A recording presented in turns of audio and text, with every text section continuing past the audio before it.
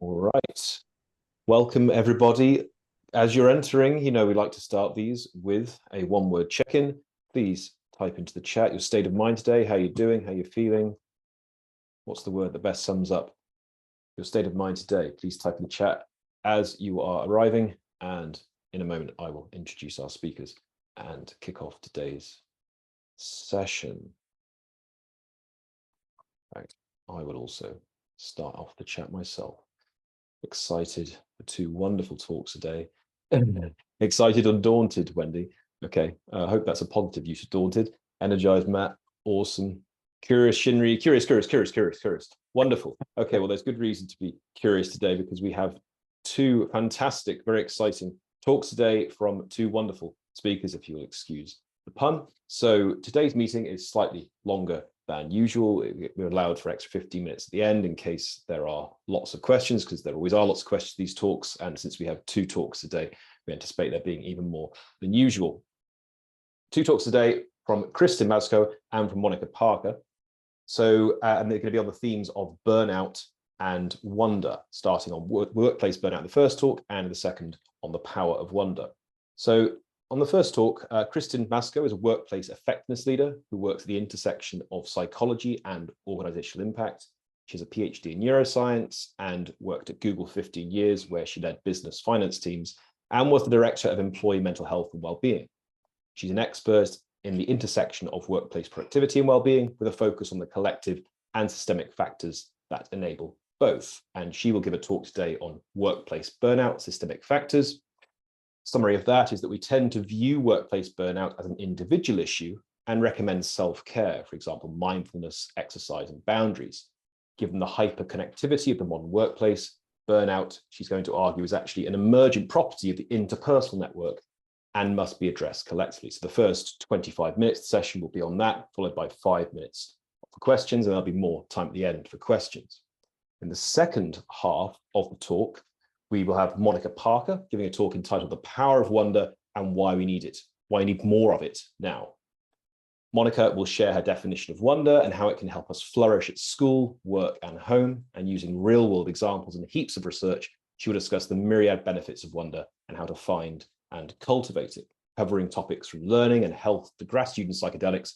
She will leave the network today with practical takeaways they can begin exploring immediately. I will introduce Monica properly at the start of our talk in 30 minutes, but let it be said that she's the author of a brilliant book that recently came out, best-selling this year, The Power of Wonder, the extraordinary emotion that will change the way you live, learn, and lead. Without further ado, let's start with Kristin's talk. As I mentioned then, workplace burnout, systemic factors. Kristin, the floor is yours. Wonderful. Thank you so much, John. And I appreciate the ordering of these talks. We'll start with burnout and then we'll go to wonder. So we will elevate as we go through these talks. Really nice to be with you all. Can everyone see my slides? Yeah, all good. Okay, wonderful. So I'm going to talk about workplace burnout and systemic factors. I wanted to start by kind of grounding us in the state of burnout today. So there was a study done last summer of 20,000 workers across regions and industries, and they found that about half of the workforce today is experiencing burnout. So this was 48% of employees and 53% of managers. It's worth noting that the rate of manager burnout is actually higher than employee burnout, and that's a very consistent finding. So something in and of itself to be concerned about, given that we often look to managers to help with this. So really prevalent problem. It's something that grew a lot during COVID and has improved a bit, but has not yet recovered to pre-COVID levels.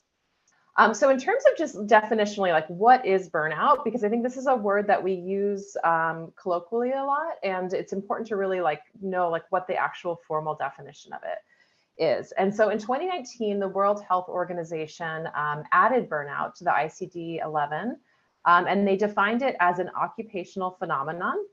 They were very explicit that it is not a medical condition. Burnout can, if left untreated, can lead to clinical depression or clinical anxiety, but in and of itself, it is not an individual medical condition. Rather, it is an occupational phenomenon that results from chronic workplace stress that has not been successfully managed.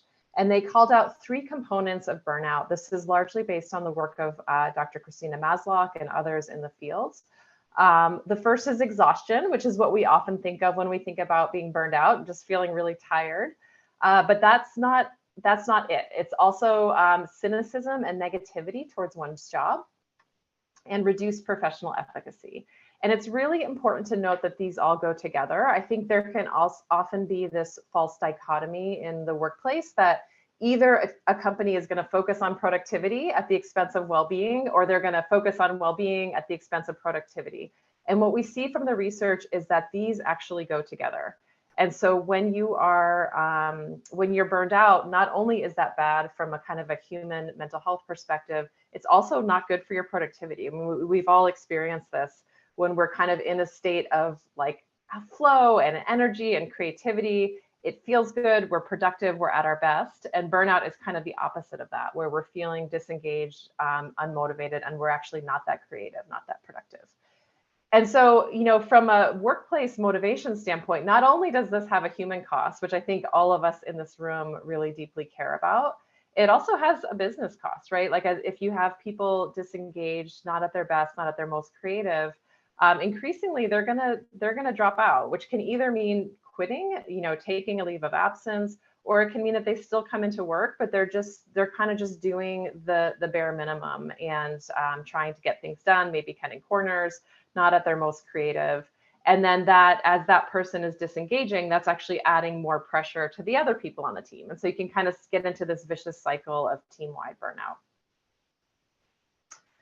So how do we address it? And this is one of my favorite quotes from Einstein. If I had an hour to solve a problem, I'd spend 55 minutes understanding the problem and 5 minutes thinking about the solution.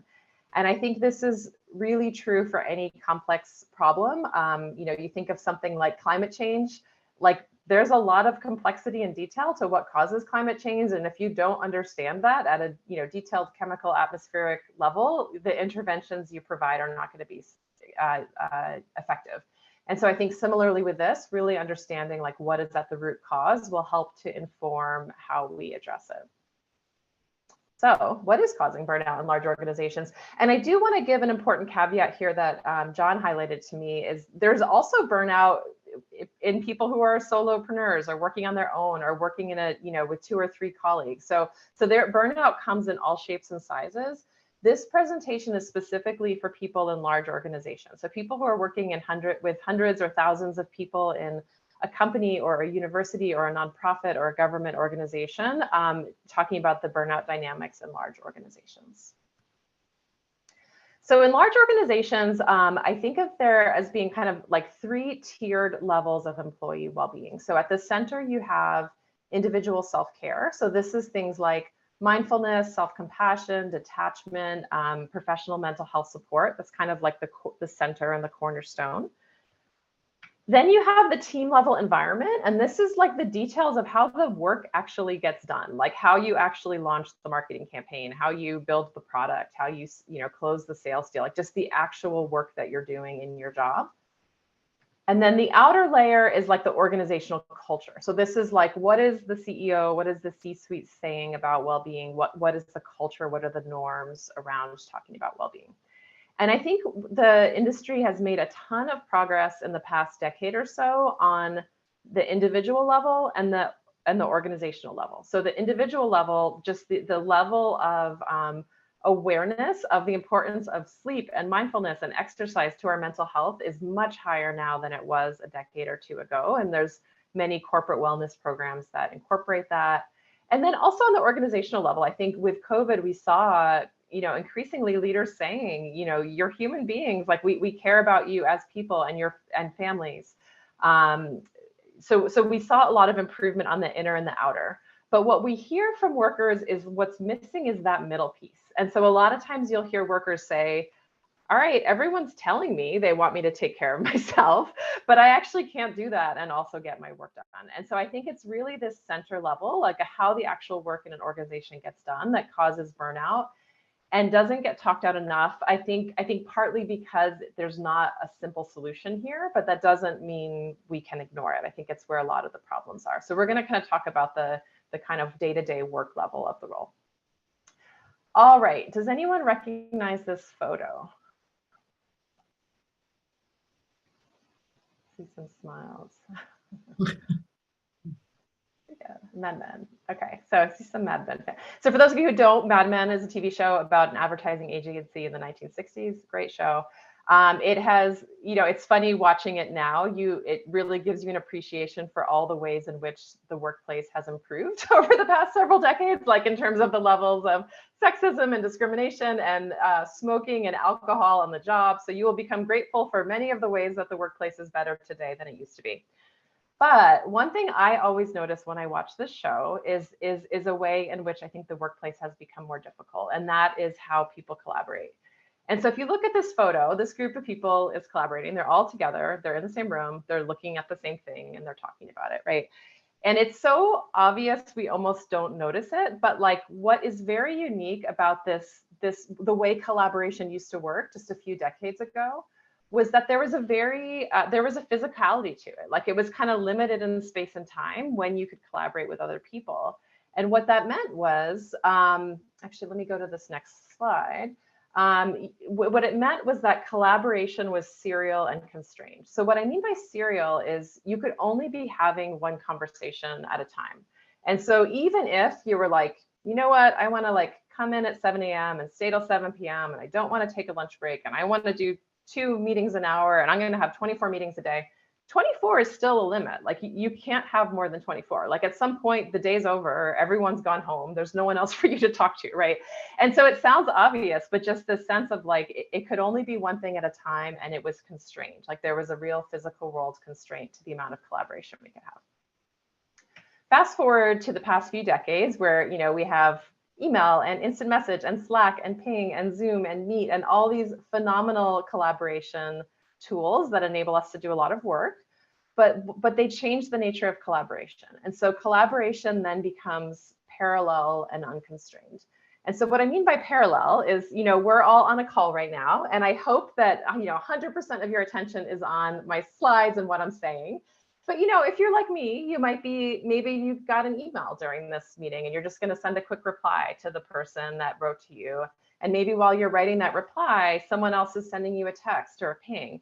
And that's really normal. Like I think that's the way we all work today. We all do this in our meetings. But what that means is we're now having parallel meetings. Like we're not just in one meeting, we're in 5 or 6 meetings at the same time.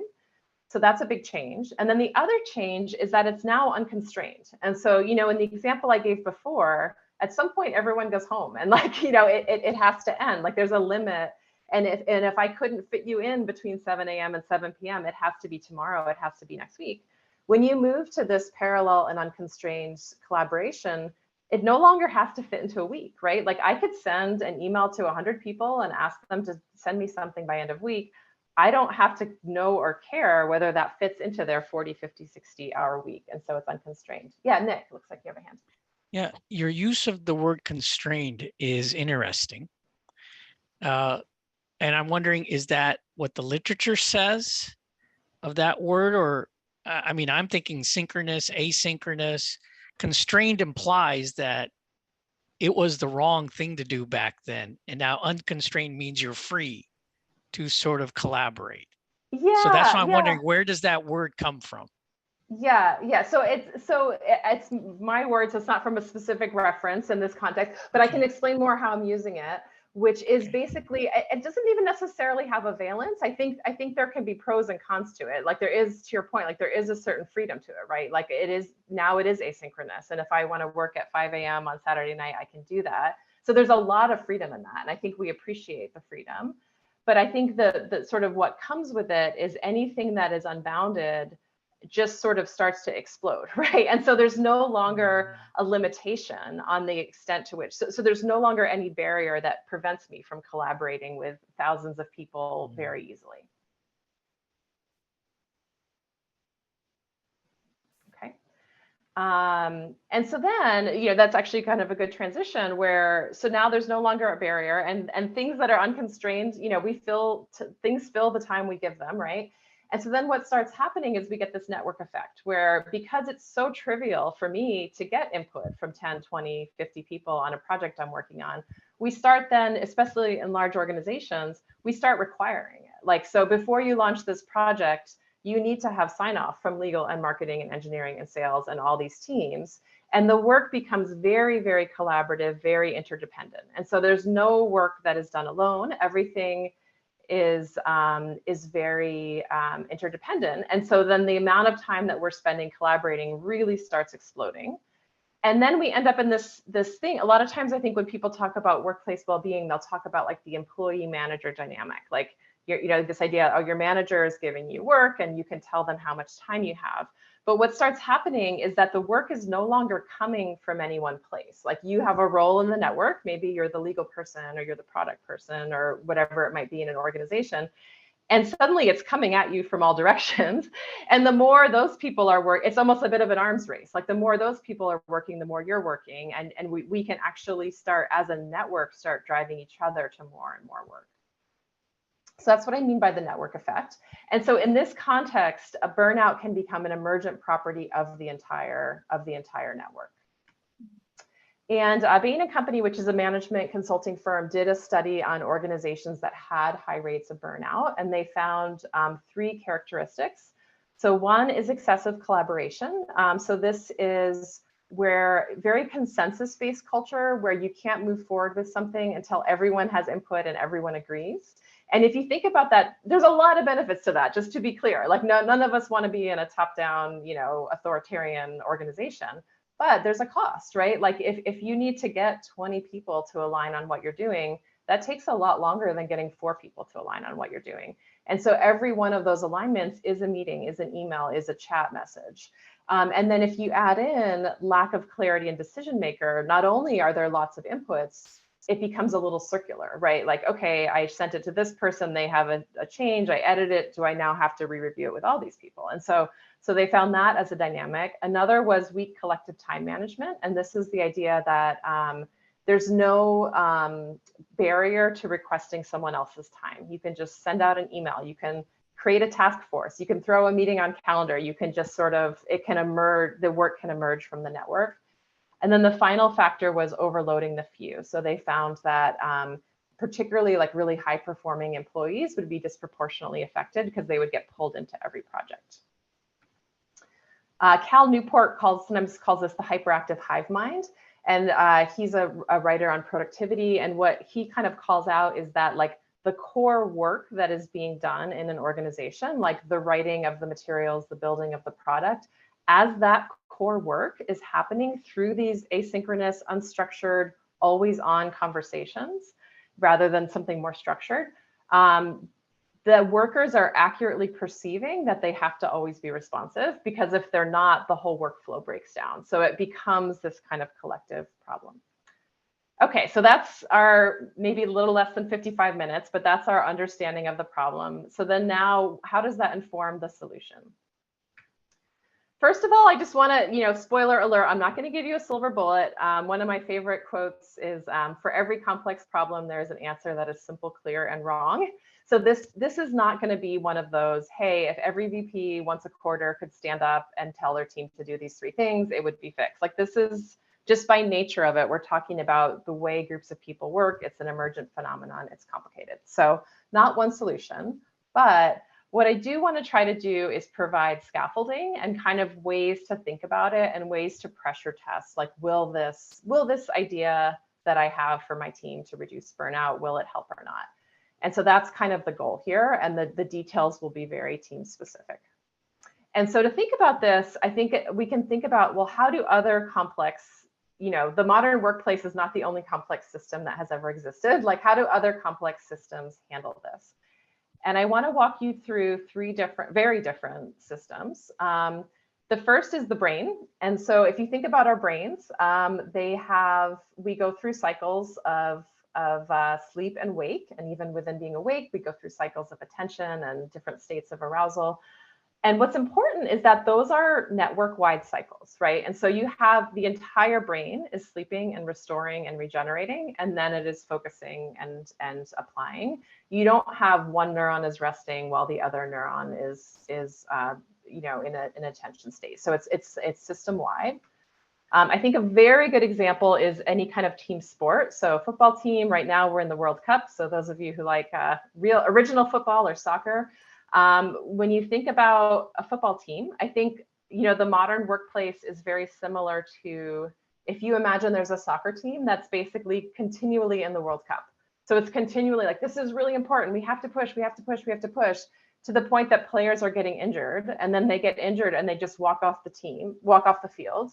And then the rest of the team still has to finish the game, but now they're down a player, and then they get injured. And you kind of end up in this negative feedback cycle of just pushing people too hard and they're burning out.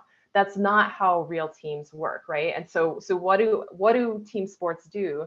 They take collective cycles of rest and performance. And so if you take a soccer team, they're collectively resting and training, and then they have a game. Within the game, there's a very formal process of substitution if someone is injured. And so they're managing for both performance and rest, but the unit is the team. The unit isn't the person. So they're collectively managing.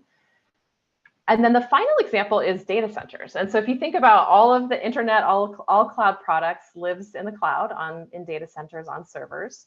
And your personal email, it's not the case that if some server in the cloud dies tonight, you're going to lose all of your email, right? Like, that is something else that's managed as a network. It's managed as a system. And so there is redundancy, there's buffer capacity, there's failover mechanisms. And so it's, again, this thing where you're balancing collective performance with the individual maintenance of the components of the system. So using these as scaffolding, like, these are kind of the principles for how to think about it. One is the unit is the group rather than the individual. The second is it's coordinated and planned. And so in each of those examples, like the soccer team, the data center, it doesn't just like work out, like it's actually like talked about and planned and coordinated at the group level. And then the other really important point, which I think sometimes we can lose sight of when we talk about well-being in the workplace, is it accounts for productivity and rest. And so it's really honest of like, we're coming together because we're trying to accomplish something. And it's focused on how do we collectively accomplish it, and also ensure that we're all getting the rest we need as human beings. So I'll give just like a few, just to kind of give you a flavor of the kind of thing I'm talking about. And again, I want to emphasize will be very, very team specific. One example though is an emergency room. And I use this example because it's just like, it's so intuitive to us, it would be sort of absurd to do it differently. So if you think about an emergency room, by nature, it has to be always available. Like, it's available 24/7, 365 days a year, right? That's why it's an ER. But then there's human beings that work there. There's the doctors and nurses and technicians and staff. And so if you think about, like, it almost just seems absurd to even think about it. Like, if you imagine that they were totally optimizing for their personal well-being, you'd be in a car accident, show up at the ER, and they'd be like, hey, sorry, it's Saturday, everyone's on their day off, they're home resting, like, come back tomorrow. Like, that would be absurd if it was just only the yellow. But then conversely, if it was only in the blue, it would be absurd too, right? Like, if it was the case that every time there was a car accident, everyone in the hospital had to drop everything and go into the office. And yet that's actually how the modern workplace is working. We're like oscillating between either people are always available, or they're just, everyone's is kind of a free for all, and then you're not sure, a client calls, you're not sure who's going to take it. And so the ER, it's just a formal process. There's shifts, there's on call for extra capacity, and it's something that's coordinated at the team level so that they're able to get both the collective performance and the individual rest, rather than sort of hoping it happens by accident. And as you start to think about these for specific teams, I think there's there's every permutation you can imagine, but there's two main classes of this, like a drive and a relay. So the example I just gave with the emergency room is kind of like a relay, where you need constant availability in an emergency room, or in a customer support line, or maintaining a data center, right? And so for teams that have something where you need constant availability, that's where you want kind of a relay style management of burnout, where you have a clean handoff from one person to the next. There's other types of work that is more like a drive on a crew team, where you want like collective energy, a collective push, and then collective rest. So like an example of this would be, you're launching a product and you need everyone to be around and working a lot for a few weeks. And then the product launches and it stabilizes and everyone can take a couple weeks off, or maybe you have 1 or 2 people for maintenance. And so really kind of being aware of like, what is the nature of the work and how can you then kind of coordinate it across the team. So Leslie Perlow at Harvard University has done a lot of great work on this topic of what she calls collective time management.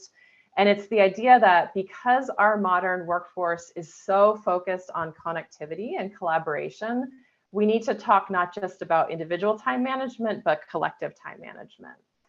And she has there's many categories of this, but she's come up with 3 high-level categories for what this looks like for different teams. So one is what she calls predictable time off. So she did this with BCG, which is a management consulting company, which is known for having really kind of an always-on culture. It's a very client-focused. People are always have to be available. And she did an intervention with them where every consultant every other week got an evening where they were fully offline. And, that might sound like kind of a low bar for well-being to some of us on the call, but, relative to being a management consultant, that actually was great to be like, all right, next Tuesday, I know I can just be fully offline and nothing's going to break. And what they found was that not only was it great for the well-being of the team, it actually had halo effects on overall productivity, because to make that work, to be able to have that person be off and have the client's needs met, they had to do a lot more cross-pollination and collaboration so that no one person was a single point of failure. She's also worked on teams with peak workloads where there's kind of a push and then you give them a break afterward. And then the one that's very common is focus time. I think this is pervasive in modern culture, that everything is collaboration time. There's almost no time for individual work. And so it's such a simple intervention, but can really be a game changer. Just carving out a no meeting day or a half meeting day that's actually honored can be tremendously beneficial for work-life balance. And then I won't share this one in detail, but I just want to reference Rob Cross, who has done a lot of research on collaboration overload. And he has a lot of very specific strategies around how to free up some of the time that you are taking on excessive collaboration and reinvest that time in personal performance and productivity and in well-being. So not just filling it up with more collaboration, but actually reinvesting that time.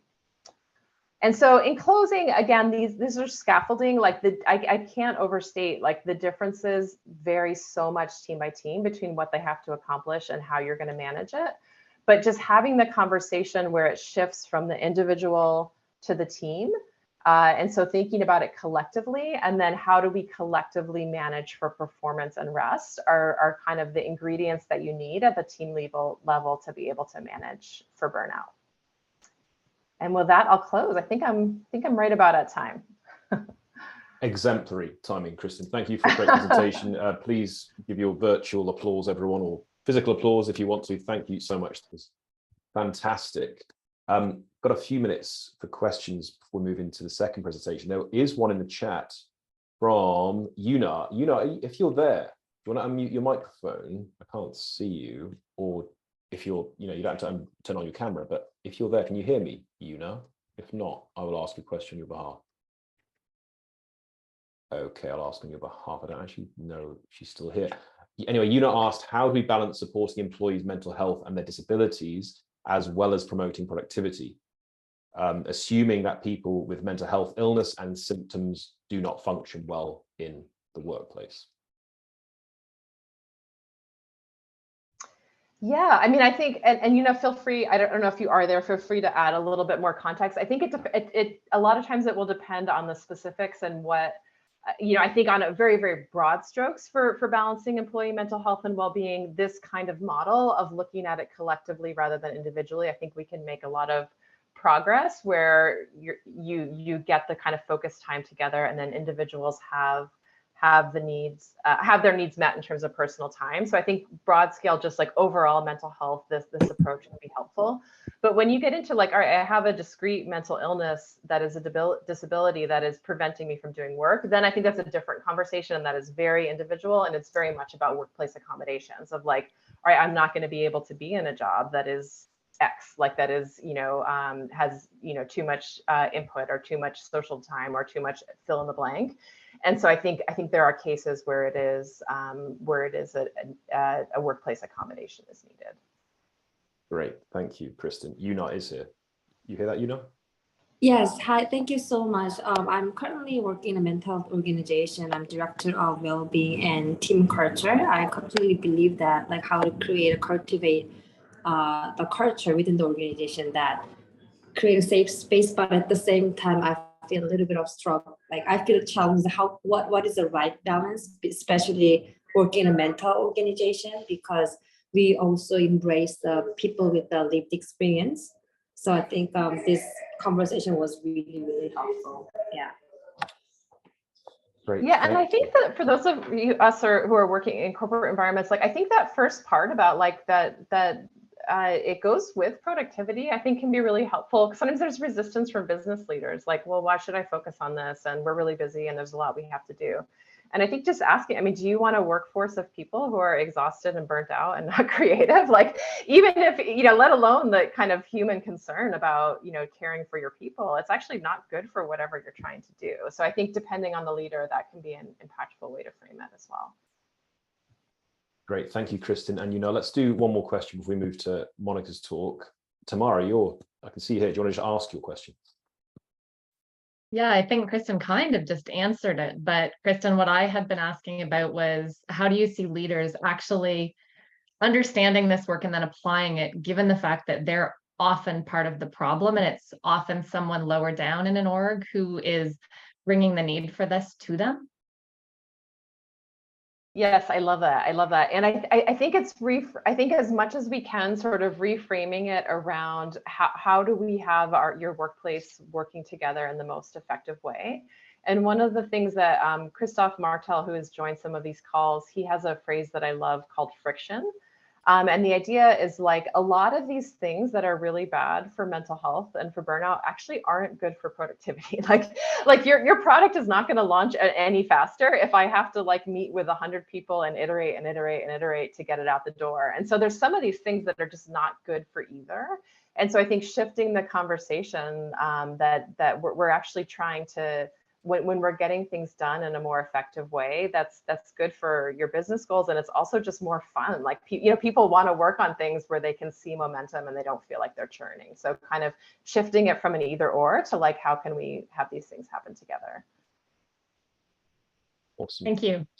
Thank you, Tamara, and thank you again, Kristin. Right, we're going to now move into the second section of today's call. There will be some extra time at the end, though, for questions for both Monica and Kristin. So please do feel free to keep posting these questions in the chat. These are great questions, and we'll come back to some more of them at the end. As I said at the start, today's meeting is on the intersection of flourishing, burnout, and wonder. And in this next section of the call, we have a talk from Monica Parker on the power of wonder and why we need more of it now. Monica is a world-renowned speaker, writer, and authority on the future of work. She spent decades helping people discover how to lead and live wonderfully. She's the founder of human analytics and change consultancy Hatch, whose clients include blue chip companies such as LinkedIn, Google, Prudential, and Lego. Monica challenges corporate systems to advocate for more meaningful work lives, and she's the author of the recently published best-selling book, The Power of Wonder, the extraordinary emotion that will change the way you live, learn, and lead. Monica, the floor is yours. Thank you very much. Hopefully you guys can see my lead in. Yeah. Okay. Yeah. I just want to say, Kristin, that was amazing. And it's just music to my ears because this is what my bread and butter is. Hatch is trying to make work suck less, basically. And especially your bit about efficacy. My master's degree was in the Eisenfishbein theory of bland behavior, which is very esoteric, but I love the connection between lack of efficacy and burnout. So that was, yeah, I really enjoyed it. Thank you. So I feel like I should say to start off that this is the book and the topic in general that I've been delivering has been for a general audience. But I want to reassure you that any questions that you have, I've got 50 pages of bibliography in the book. And so what I'm going to do is just sort of take you through my definition of wonder and some of the research that I've found about it. And then, of course, any kind of deeper dive that you all want to do, feel free, and I will nerd out with you. So with no further ado. So First, I just want to start with a story, and it's a story that I'm sure that you all have heard before. In the July of 1969, 600 million people watched the moon landing on television, and it remains the largest shared human experience ever. And people were never really quite the same again after that. And what I love about this idea is that it wasn't just the humans on Earth that were changed, it was the astronauts as well. And so this is a picture that sort of started to change our concept of where we sat in the world. And this is called Earthrise. It was taken by William Anders from Apollo 8. And it's such a poignant image of this small, fragile marble suspended in inky dark. And it really challenged our most deeply held beliefs on where we sat in the universe. And some also say it started what is the modern sustainability movement. But when astronauts returned from space, they were fundamentally changed people. And keep in mind, these were like, tough military men. These were some of the quotes that they used. They said it was as if time stood still. Edgar Mitchell described it as interconnected euphoria. I think that's so beautiful the way he describes it. And then Rusty Schweikart said he was the sensing element for man. And you probably know this. This is what has now become known as the overview effect. And the overview effect was the unexpected and powerful transition in perspective that occurs when people see the Earth from space. And I also think it's just a striking and universal example of the power of wonder. But of course, we don't have to go to space to experience wonder. Art, music, religion, politics, science, birth, death, the myriad of human experiences have a golden vein of wonder running through it. And it has such tremendous benefit. And so I'll share some of those, but just a sort of a high level. We know that from lowered pro-inflammatory cytokines, which are the markers associated with certain diseases like Alzheimer's, cancer, heart disease, increased curiosity, cognition, increased generosity, increased psychological safety. And what we know is that it's not just psychological, but physiological benefits. And there is evidence that there is a direct biological pathway between wonder and better health. And so I think it's just a message that really needs to be delivered. And that's what I hope to do with the book. But a little bit about myself. I studied design in undergrad. I went on to get my master's degree at Queen's in Belfast and looked at organizational behavior. And in between, I was a homicide investigator for the Department of Justice. And I worked with men and women on Florida's death row to exonerate them. So I worked with the defense teams. And what I found during that work, and really it's sort of been the red line that has brought me to where I am now, is that I saw people who had such terrible histories and grim futures, and yet some of them were able to maintain a sense of resilience. And what I realized is that there were certain people that if they were able to hold their world with a sense of wonder, they were simply more buoyant. They were better able to deal with what life threw at them. And so that was the seed that was planted. And now 20 years later, I have written this book, which is The Power of Wonder. And it really reflects some of what I've experienced personally and what has been a journey of exploration for myself around the research. And there is so much incredible science that's being done around wonder. So let me tell you what my definition of wonder is, because obviously it's a word that a lot of people have a different perspective on what it means.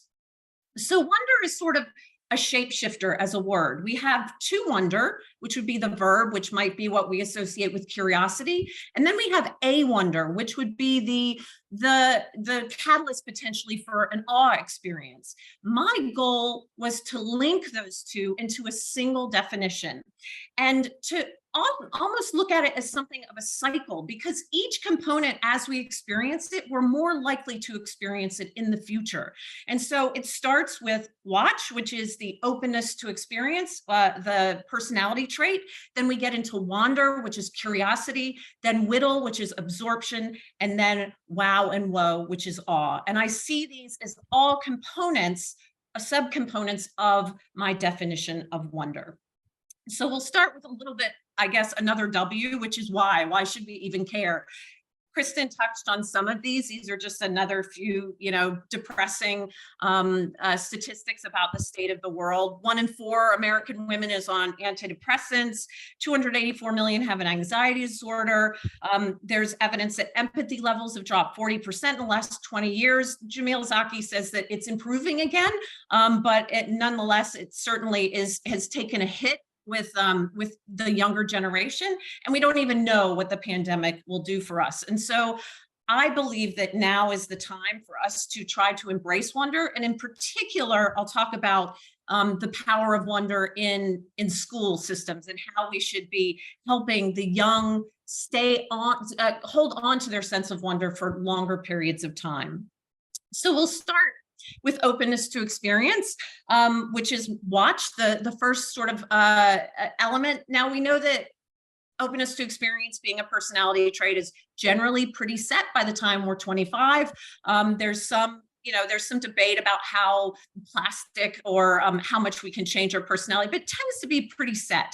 But we know that everyone has, to some degree, some openness. And so really our goal with discussing openness, my goal is for people to start to understand what their natural tendency towards openness to experience is, and then try to simply leverage whatever that is to maximize your natural personality type, and then to move from that to a greater understanding of just where you sit on that spectrum. But what the research shows is that it's not just openness to experience that actually connects us to this idea of wonder. It's more openness to ideas, to new thinking, and even more so the ability to hold two competing ideas in your head at the same time. One of the things about wonder that makes it really interesting is that it is a dually valenced emotion. We can look at things like curiosity as dually valenced, awe as dually valenced, because both of those emotions have a little bit of the positive and a little bit of the negative. And certainly if you look at the history of both the word wonder and awe, it has changed throughout time. It used to be something that had quite a bit of that fear and trembling to it. And now that's sort of been, I guess, sanitized. Now it's something that's almost and always very positive. And I think that's to our detriment. I think we need to hold on to that idea of it being dually valenced and having this almost sort of conflict inside ourselves of these two emotions, because in there, I think there is a lot of richness. So practically, what do I mean by that? Well, we live in a polarized world. We know this. We know social networks, news, politicians all want us to be polarized. This helps. They don't want us to have this ability to hold two competing ideas in our mind at the same time, because that means that we're able to see nuance. And science tells us, this is some of the work by Ari Kruglansky, that there's typically two kinds of people who like to explore ideas, comfortable with nuance, who really eschew polarization, and those are people that are high in need for cognition. And those tend to be people that are wonder prone. And then there are those that really seek what I call the single right answer. Those are people who like to don't necessarily feel comfortable exploring ideas. They like to find an answer and stick there. And there's clarity in it. Well, one of the challenges, obviously, is that there's also clarity in authoritarianism. And so the challenge is how do we get people to appreciate this idea of what he calls high and cognitive closure? Now, these two, you're probably familiar, they don't sit on a spectrum, one on the other, but it tends to be that people who are high in need for cognition are low in need for cognitive closure, and vice versa. The challenge is that our school systems, I believe, are unwittingly contributing to polarization by teaching kids to seek the single right answer through standardized testing.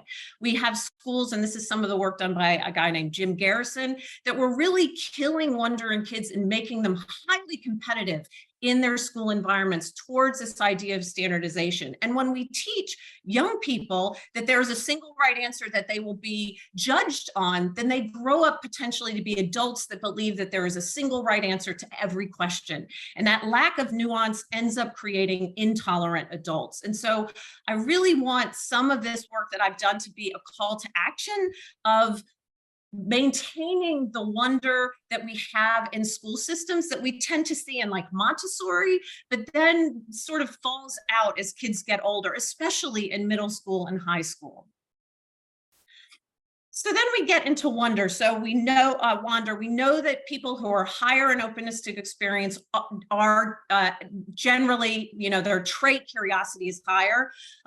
Openness to experience being a trait, it's something that's sort of fixed, but curiosity is both a trait and a state. And so, of course, there's a certain amount of curiosity we bring to the party just based on our personality, but also we can dial up curiosity with our environment in that ability to change our sense of curiosity based on the state. So this is the verb to wonder, and it's really about a sort of freewheeling exploration. And we know that exploratory behavior is very positive for us. There's a lot of different definitions of curiosity, but all of them have several different factors, anywhere from 2 to 5 factors. I think Todd Kashdan's most recent has 5 factors. But what I wanted to do for the simple reader was to sort of break that down into what I call deep and shallow curiosity, or deep and surface curiosity. So surface curiosity would be the kind of curiosity we share with animals. It would be sort of the smelling the milk to see if it's gone off, or perhaps, a Google search to settle a bet. This is the sort of curiosity that just skips along the surface. But deep curiosity, which is very aligned with what would be called epistemic curiosity, this is not necessarily curiosity in the search of an answer. It's simply exploration for exploration's sense. And this is the type of curiosity that really is wonder-prone curiosity, the kind that gets us closer to wonder. And I think some of the research around curiosity is fascinating, the way that it changes the structure and the chemistry of our brain. UC Davis, and I think it was a 2014 study, showed that when participants were given questions that truly interested them, that their dopamine release became active. But then the information that they learned that triggered the hippocampus, which of course embeds learning into long-term memory. And what you find is that you can actually use this for a very practical benefit. If you take different information that you are not interested in, but have to learn, and splice it in with stuff that you are interested in, it's what researchers call a curiosity vortex. It'll actually take all of that information and suck it into your noggin, which I think is really a fascinating sort of little, I guess, tip or trick that we can use with kids, and I guess even ourselves, as we have to learn things moving through life. Now, one of the reasons that I think that wonder-based curiosity, this kind of deep curiosity, is so important is because it doesn't just help us learn, it helps us unlearn. And so why have I put Yoda here? I put Yoda here because he said you must unlearn what you have learned. And what did he mean by that? He meant that sometimes there's knowledge that we hold that we sort of know to be true with a capital T that could be blocking your ability to see other ideas. And the reality is that neuroplasticity experts say he's right. Of course he's right. It's Yoda.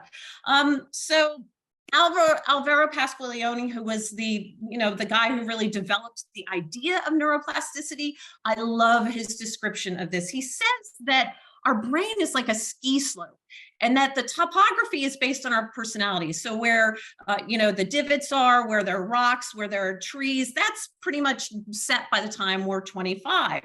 But the other half is based on our experience. And so we can choose what route we take down the mountain. But really, after a while, that choice sort of becomes almost an illusion, because those tracks that we have in our brains are so deep that it really becomes very difficult. These roots become ruts, and it becomes very, very difficult for us to change our behavior. And I think this is where one of the sort of parts where it starts to connect with flourishing. A lot of flourishing is not just about what's happening out in the world, but it's about changing an individual perspective, individual behaviors. And that becomes really, really difficult when we become older and have lived our life in a certain way, up to that point. What we know now is that the different elements of wonder actually create a degree of plasticity that sort of clears the piste in a way. So we know that curiosity creates a degree of neuroplasticity. We know that awe does that as well. And so I see this as the potential also to help people not just learn, but unlearn.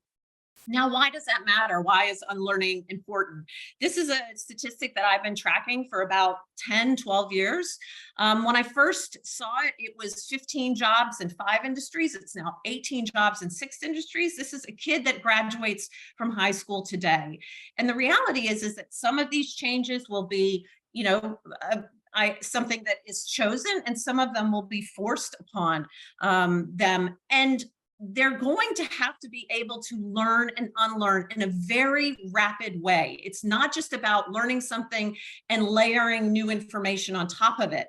It's about being able to learn and unlearn. I love this quote. It's by Alan Tefler. He says, "The illiterate of the 21st century will not be those who cannot read and write, but those who cannot learn, unlearn, and relearn." And I think that's just a really beautiful way of describing the power and the necessity for unlearning. And why I believe that wonder-based learning is really the key to, I already mentioned, creating tolerant adults, but also helping children be able to withstand what is going to be an incredibly rapidly changing landscape moving forward. So then we move from curiosity into whittle. This is absorption. Of course, this is the transition where we're moving from freewheeling curiosity, becoming very, very present. We become focused on an individual topic. We pare back extraneous noise and just focus. And this could be the period of presence in a flow state. There is a debate whether flow state is sort of a very light self-transcendent experience, or whether if you're in too deep of a flow state, you wouldn't actually be able to jump out of that into self-transcendence. But what we generally find is that if it's a flow state or meditative state, or even just very, focusing very intently, that what you're doing is creating the environment for potentially the next state, which of course is awe. I think of it sort of if you're thinking about a really tough question and you sort of close your eyes to block out all of the noise, and then your eyes pop open when you come up with this answer. It's something that Dr. Lloyd Trefethen from Oxford called reducing the intellectual diameter of a problem. And that's really what we're trying to do, is reduce the intellectual diameter of our environment so that we can become super focused. Now, a practical sort of way that you might see this is in architecture. Frank Lloyd White, one of the finest architects in the world, and if you've ever visited any of the homes he's designed, they're phenomenal. But some of the features might feel odd because he loved a long, narrow hallway. Like you could almost touch the walls with your hands. And these would seem to be sort of a strange design feature, but what they led to were these rooms, these grand crescendos of rooms. And what he was doing was leveraging the power of an expectation violation, right? Because our brain really only notices differences. Our brain is always an autopilot, and we need to have something that really jumps us out of our business as usual brain. Now, of course, if we're too busy, if we're not present, if we're not absorbed, then we'll just move right past the expectation violation. It has to be something really fundamentally large. But if we are very present in our environment, then we can start to notice the little differences. And that is how you can start to find awe and wonder in the quotidian. It doesn't just have to be something that is rare and fleeting. And this is one of the ways that designers integrate wonder into their design. And now we move into the wow and woe, representing, I call this the 2 phases of awe.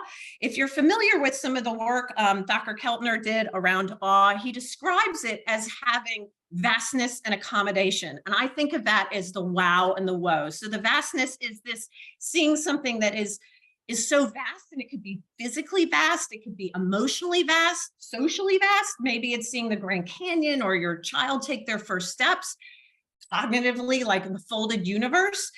But it basically blows your mind, right? It's, my mind is blown. That's the wow. But then the next moment is where it actually changes the perspective through which you see the world.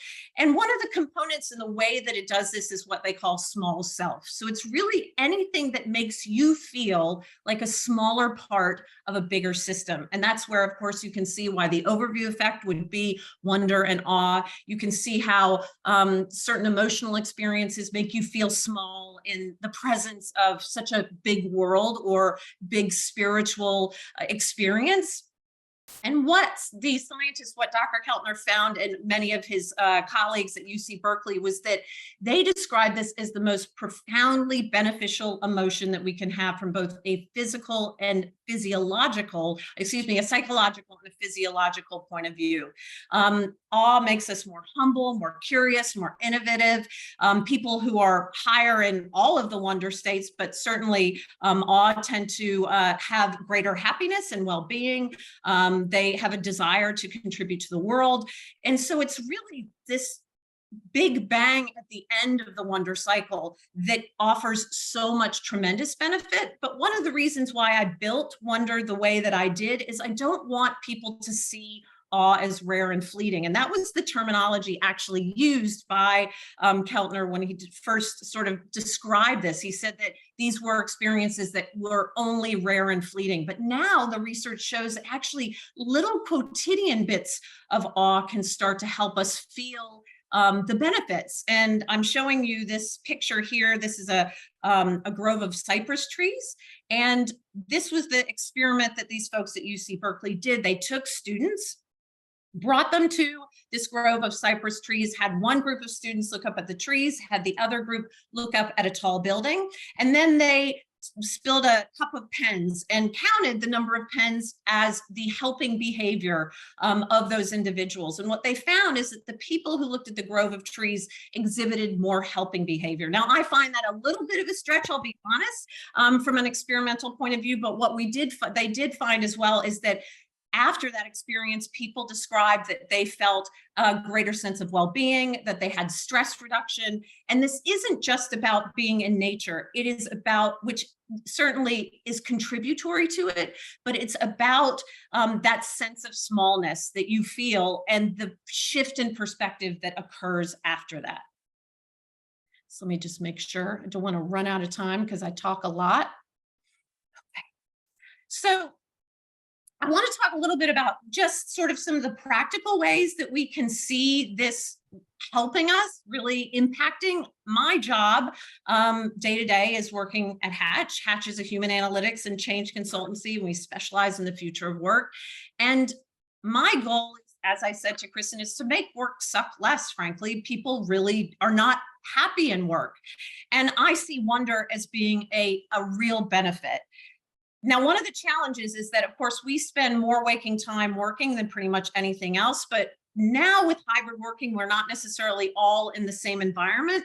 But I feel like a lot of the workplace discussion is forgetting that there are lots of workers who are not knowledge workers. There are people that work at McDonald's and that work at, making cheese in a factory, that work at an abattoir. And these people also need to be considered when we're thinking about the workplace. And I think that wonder can impact all workers, regardless of the environment in which they're working. So this is a hideous slide, but you'll forgive me. I don't know how else to stick all of this information in here, but these are the proven benefits of the various components of wonder vis-a-vis work. So elements of performance, increased leadership, increased well-being. And if we know that this is the case, if we know that wonder can help us benefit our work environment, then why doesn't everyone have a chief wonder officer? I mean, wouldn't that be a great job? I'd love to be a chief wonder officer. I think that a lot of it is about semantics. I think when people hear the word wonder, they think of, a magic little wonder fairy that's going to come and sprinkle fairy dust in your business, and it becomes too woo. It feels very woolly, and not something that is concrete. And so the way that I get over this hump with the clients that I work with is I show them this. This is the antonym to the word wonder. And this to me is the absolute opposite of anything you would want in your work environment, but also the opposite of flourishing. I mean, indifference, apathy, unconcerned, disinterest. I mean, this is precisely what we're trying to move away from. And so if we can start bringing wonder into our schools and wonder into our work environment, we can avoid a society that has this sense of apathy, this unconcern. And of course, there's a lot of, opposition to that with the way that we use technology and certainly what's happening in just the world politically. But I do believe that there is a place for wonder in work, and that is one of my goals with this, is to try to bring more wonder to work. So with my last few minutes, I'm just going to give you some of the ways that you can find wonder individually. And they're just some little ways that you might be able to connect more deeply to wonder. The first is slow thought. I've talked about the importance, it's what I call slow thought. I've talked about the importance of being able to be present, really slowing down. Chalk this up as another benefit of meditation, mantras, visualization, whatever that might be, that this is really a way to start connecting to the elements of wonder. Even just taking a deep breath. We know that doing wonder journaling, so journaling about a time that you felt deeply curious or had a sense of awe, can help benefit and bring some of the benefits that you would have just from experiencing it in the real world.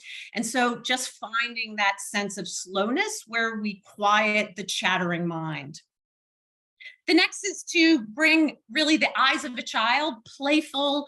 It's what the Zen precept would say, the beginner's mind. It's Rainer Maria Rilke calls it always be beginning. I love that idea. It's about being playful, daydreaming. I mean, oh my goodness, there's so much research about the benefits of daydreaming and how that can connect us to wonder.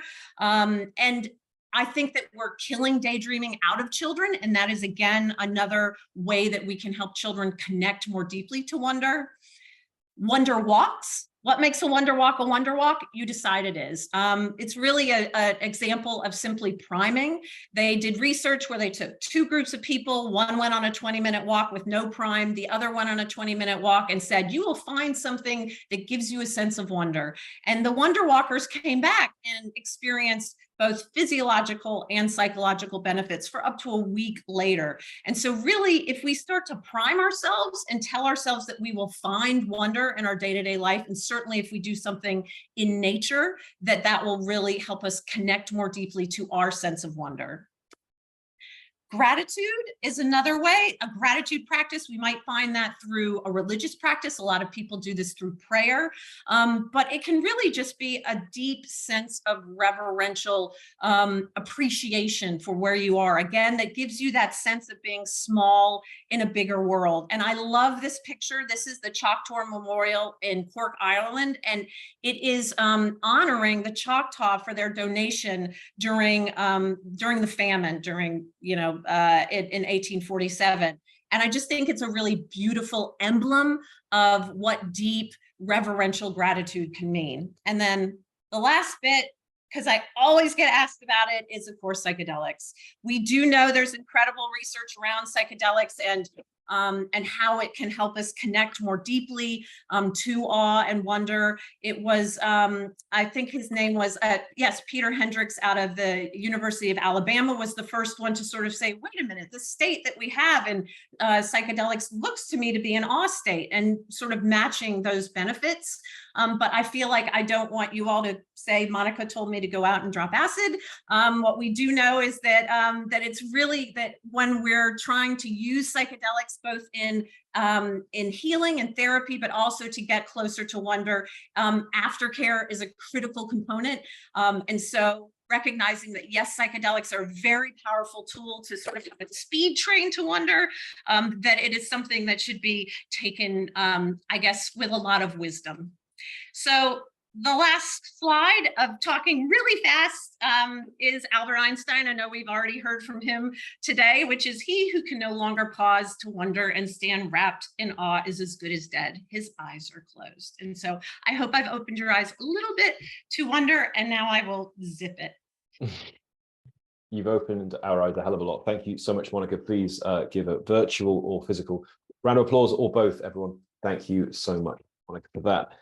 Awesome. Wow, we've been treated to two phenomenal talks today from two phenomenal speakers. Thank you, both of you. And we have made some time for additional questions at the end. Please do feel free to post in the chat, everyone, or raise your virtual hand. And while that's happening, I'll come to some of the questions we didn't get to earlier, which may well intersect with both themes now.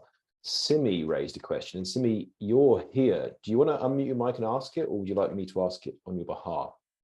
I'll give you a moment to unmute. Yeah, there we go. All right, thank you. And thank you both very much. Brilliant presentations. My question was around, recognizing the reality of work today. There's a good number of organizations that are constantly thinking about how to improve well-being for distributed teams working remotely. There's also the overlap of now having teams across the globe with different cross-cultural issues and implications, etc. And obviously the ideas you presented, Kristin, were generalized. And I wonder if there's any additional insights you might provide as to how we might navigate the remote era when thinking about well-being. Yeah, absolutely. It's such a great question and so timely. I think everyone is kind of collectively figuring that out right now. I mean, in a lot of ways, remote work has removed even more constraints, right? Like there's kind of less constraints in terms of when we collaborate in time and space. And I want to sort of be clear that there's a lot that's really good about that. I know that I personally, and probably all of us, have benefited from that flexibility. I think it's just having that balance of like the individual needs and the group needs. And so, one thing I know some teams have tried is this concept of like collaboration hours. Like, even though we're all in different time zones and so forth, we're going to be available for collaboration during these 3 or 4 hours where you're explicit, like this is collaboration time, this is focus time, this is time off, so that you don't end up with too much, you can kind of get into a place where one person's flexibility becomes another person's constraint, where someone has to have a midnight call because that's when you're working. And so having kind of an upfront conversation around when do we want to collaborate with which time zones, and being explicit about that. Thank you, Kristin, and thank you, Simi. The next question is to both of you from David Freiberg. Can you speak to issues of finding meaning / value / purpose at work? So, I mean, Monica, why don't we start on that through the lens of wonder, and then Kristin, to you on how that might combat burnout or mitigate the risk of burnout. I mean, it certainly overlaps with wonder, but as well as sort of my day job. There's no question that if one can find meaning and align that to their actual job, then that means that alignment is going to help them flourish in that role. But unfortunately, I don't think a lot of people try to tap into their purpose. I certainly don't think organizations are asking people what their purpose is. And if the organization even does ask that and then finds that their purpose is not aligned with what the organization can offer them, then I don't think that they have figured out an elegant way to say, how can we be the best job that you ever leave?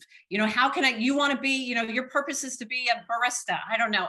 How can we help you achieve that while you exit this organization? I don't think that they're very good at that. And from a wonder point of view, absolutely, it's an epistemic emotion. And so any way that we can connect more deeply to our purpose means we will connect more deeply to wonder. Awesome. Thank you. Kristin? I'm happy to share thoughts. And Matthew, I saw you have your hand. Did you want to jump in and I can go after? Okay, cool. Yeah, no, I think the sense of meaning and purpose is really important. And I think this goes back to what Monica and I were both talking about earlier around the issue of futility. Like I think there's really this false belief that people are lazy and people don't want to work. Like the reality is, like, we all want to be part of something bigger than ourselves. Like that was kind of what was coming through Monica's talk around this sense of wonder. Like there's something magical, even if you're marching in a group of people, there's something magical of like being a part of something larger. And so I think people are really craving that in their work. And I think there's kind of capital M meaning, like what's my purpose on this planet? And then there's also can be lowercase m meaning, like, hey, we're going to launch this product and it's going to be really cool. Like that, you know what I mean? It doesn't even have to be like my ultimate reason I'm on this planet. It can even just be like, we're going to all work together to accomplish something we couldn't do on our own. I think can be very inspiring for people, and it kind of points in the opposite direction from burnout, because we all want to see the efficacy of the work that we're doing. And so helping people connect what they're doing to something larger than themselves is really motivating. That's a great point. Awesome. Thank you, Kristin. Thank you again, David, for your question. Matt Lee, you raise your hand. Thanks, John.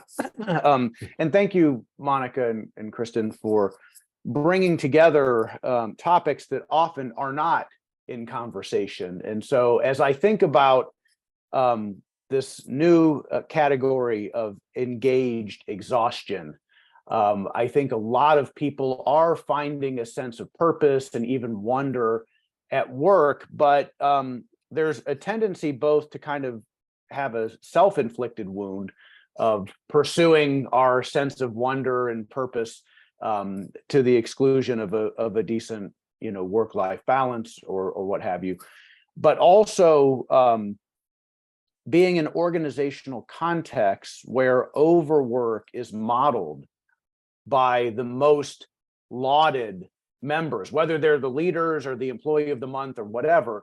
It seems like, going beyond the call of duty is the duty. And so I'm just wondering how we might help organizations check in with the reality that people are experiencing, because we know that the conversation can be inauthentic whenever there's a hierarchy of power. And so there might be a temptation to say, yes, this is wonderful, and I'm finding my sense of wonder and purpose. And yet it's not sustainable. And in the long run, the organization is going to, as you pointed out, Kristin, will have problems with effectiveness if we don't really surface what's actually going on. So how do we help people have conversations that right now are not happening in these kinds of contexts?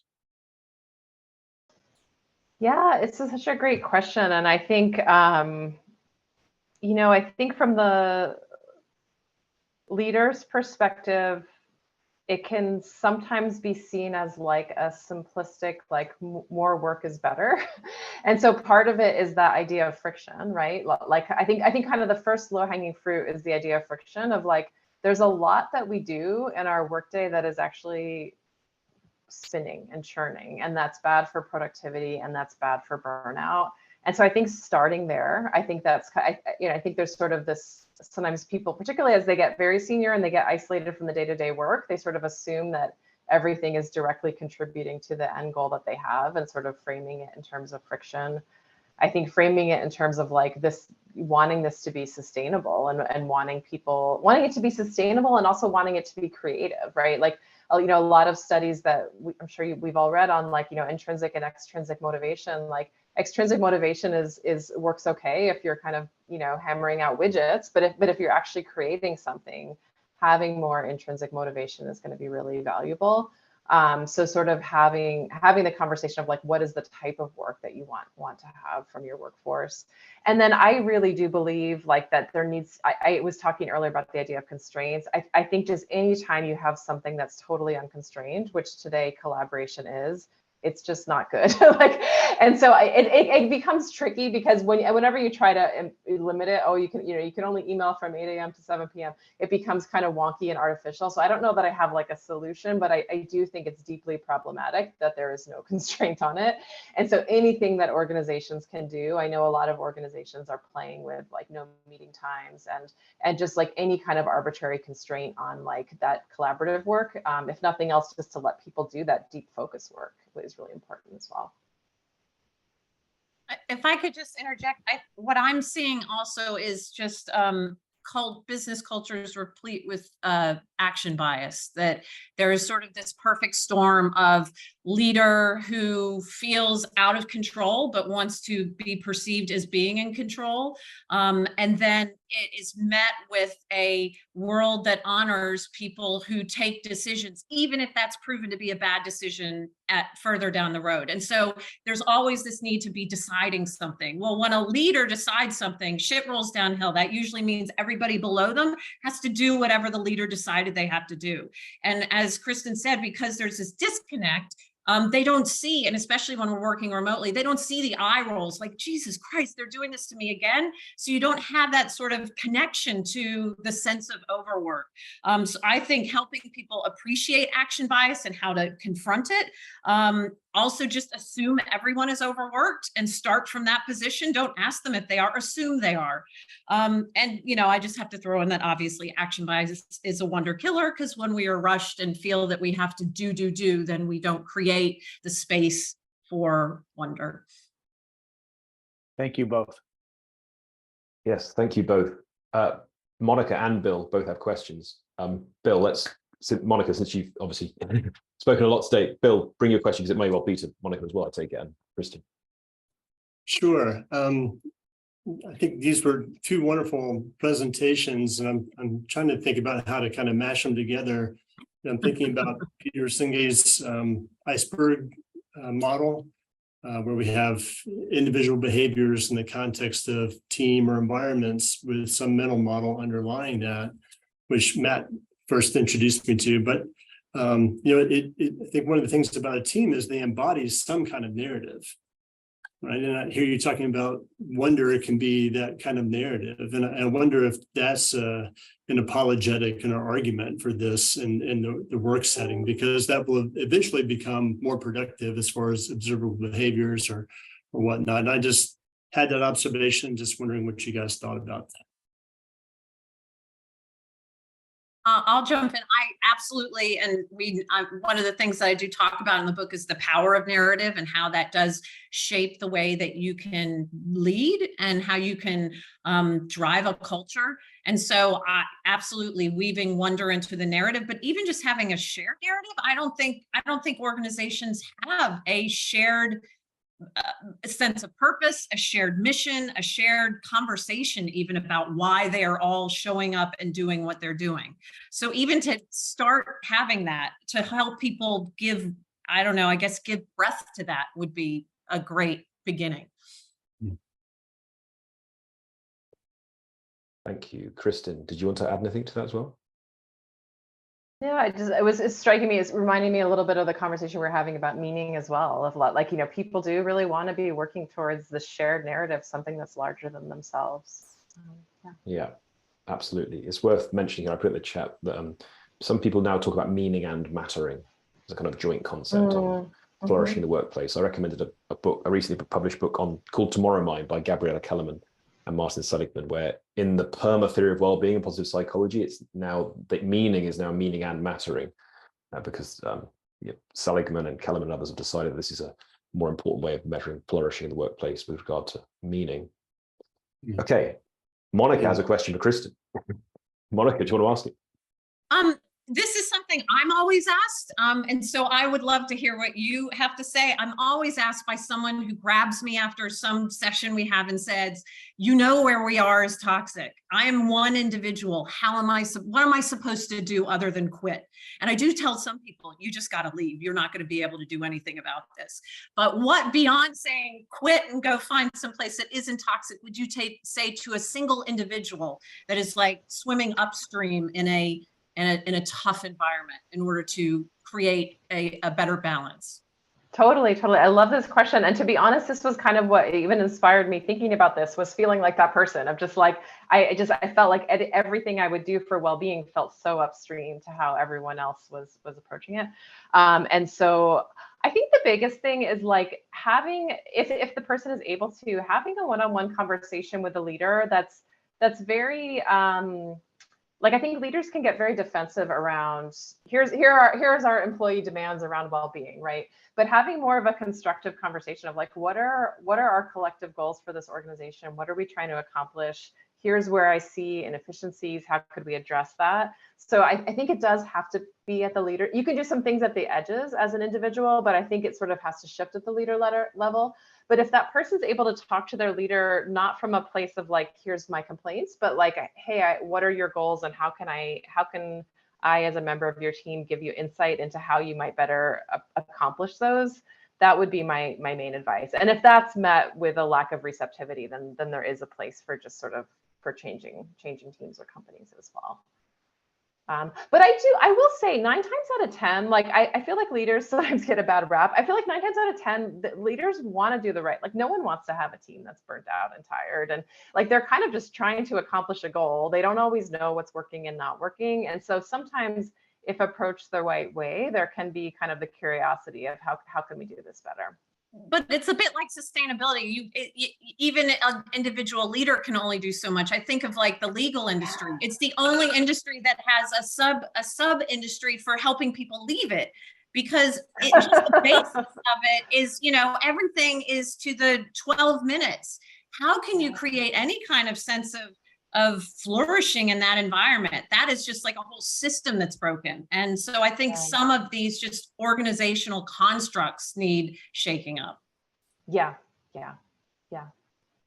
Absolutely. Right.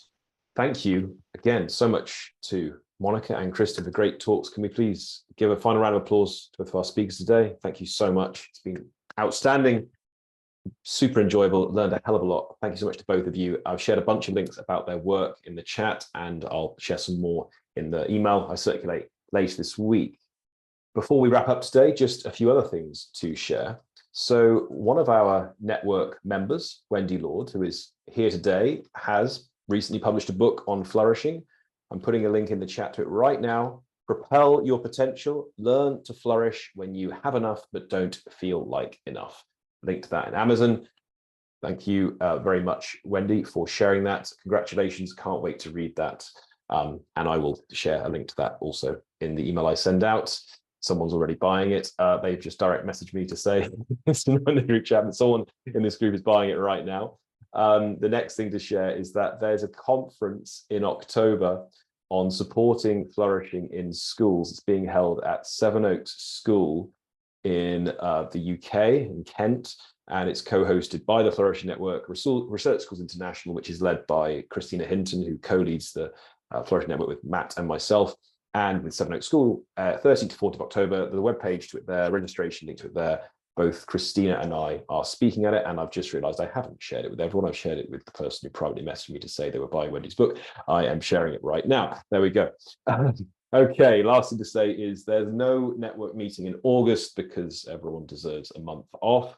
We will return in September on the final Tuesday of the month, the 26th, and that meeting will be led by our Leadership for Flourishing subgroup. A link to their work is also in the chat here. We hope to see all of you then. Until then, hope you have a wonderful summer. Thank you again for joining us today, and thank you again to Kristin and Monica for fantastic talks. Thank you, everyone. Thank you. Bye. Thanks, John. Thank you.